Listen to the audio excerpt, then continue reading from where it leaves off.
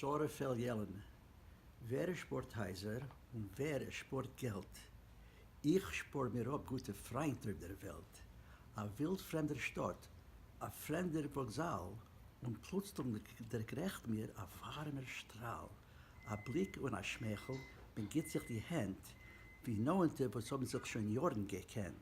Ein neuer Freund da und ein lieber Freund dort. Ich hab schon an unserer Saal abgespart. Jeder besonder Warmkeit, geen.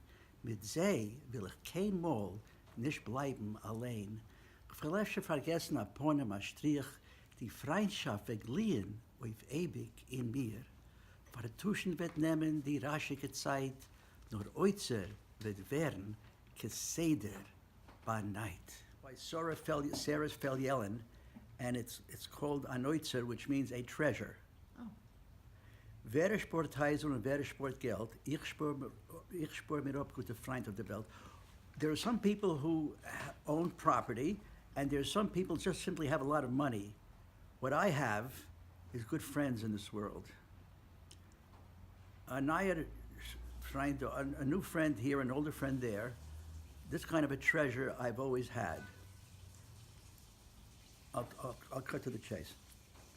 How about living alone? Wonder of wonders? It's what it means, and in time, maybe I'll forget some feature of somebody, but I will never forget the warmth of the person, and that's what's really important in life. That's the gist of the whole thing. Nice. Oh, that's beautiful. Yeah. Thank you. My parents used to go to Sharon Springs. She just likes to shoot down, that's all. Yeah. Yeah, my parents went to Sharon Springs when I was maybe 4 years old, 5 years old, 6 years old, till I was about 8 or 9. So this is about a year or two after the war. The Holocaust had already been, information had been dispersed all over the place. So everybody knew about that.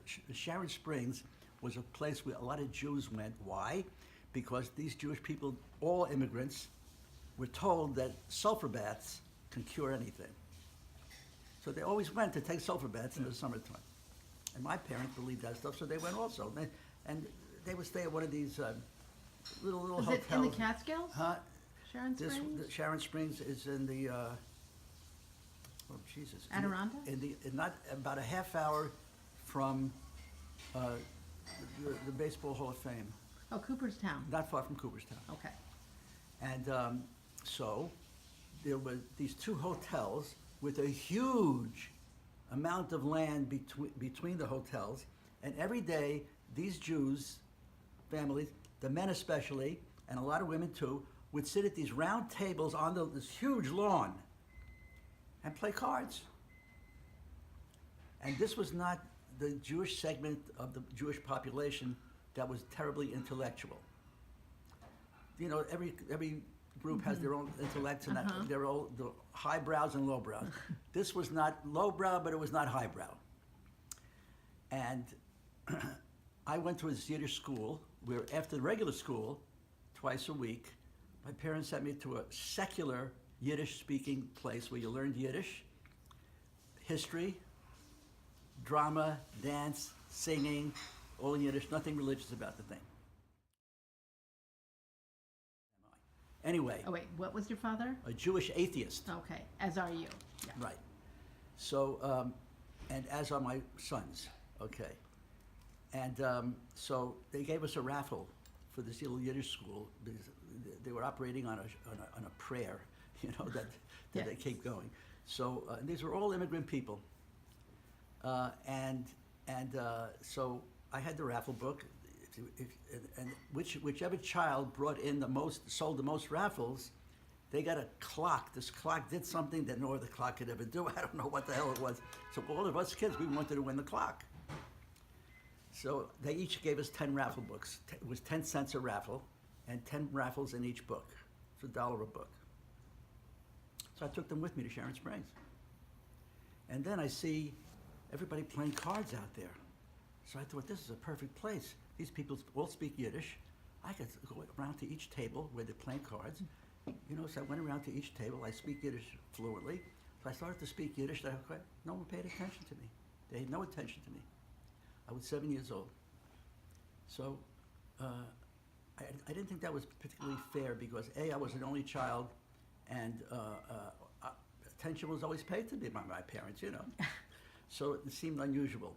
Secondly, this Yiddish school is very important. It was their hopes for what would happen in America. So I felt it's not right to disregard me.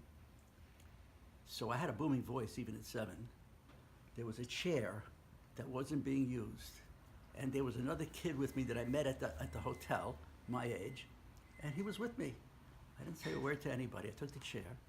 I stood up on the chair. Climbed up on the chair. I stood up on the chair. And I yelled, I shouted out, Am Yisrael Chai. In Hebrew, it translates into, I don't know Hebrew, but I know some Hebrew. It translates into, Es lebt das Yidische Volk, the Jewish people live. This is right after the Holocaust. So I figured if something's going to get them, that's going to get them.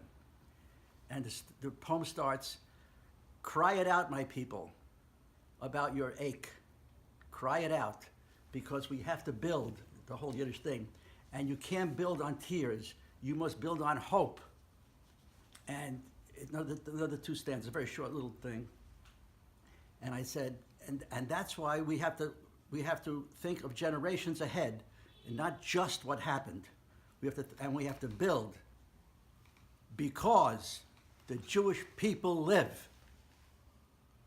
And this kid that was with me was standing there, and I heard him go, he didn't know what the hell happened. This kid had no idea what just happened. He understood Yiddish though, because he came from the same kind of home, you know. But he. Was this? When was this? In Sharon Springs, I was 7. And suddenly, everybody stopped playing. And as a conductor was conducting them, they all rose. And there was a split second where it was silent, and suddenly there was a stampede toward me. A stampede. And people started throwing money. People started throwing. So I was in as a kid. I said to one person, what's your name?